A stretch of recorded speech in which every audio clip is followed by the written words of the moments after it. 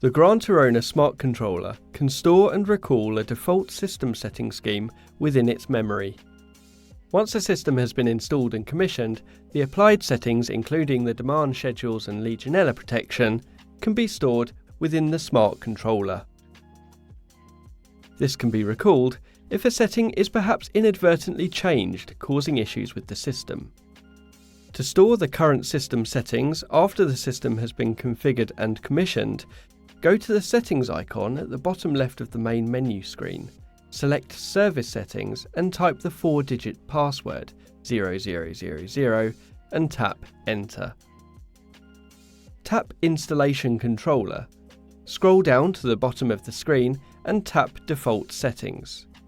Next, tap Save Current Settings as a default and confirm with the tick. The smart controller will confirm the settings have been saved. To restore the current saved default to the smart controller, you would follow a similar process.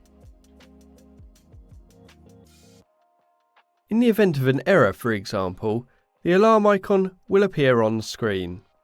At this point, you should first attempt to restore to the saved system default.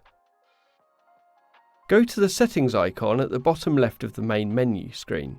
Select Service Settings and type the 4-digit password 0000 and tap Enter. Tap Installation Controller. Scroll down to the bottom of the screen and tap Default Settings. Next, tap Restore Default Settings and tap the tick to confirm. The Smart Controller touchscreen display will confirm the default settings have been restored. Tap the tick to acknowledge. You can return to the home screen by tapping the back arrow in the top left-hand corner. Note, this process must be completed using the Smart Controller interface. These options cannot be accessed through an online Econet account. Any previously paired thermostats will also need to be repaired to space heating circuits.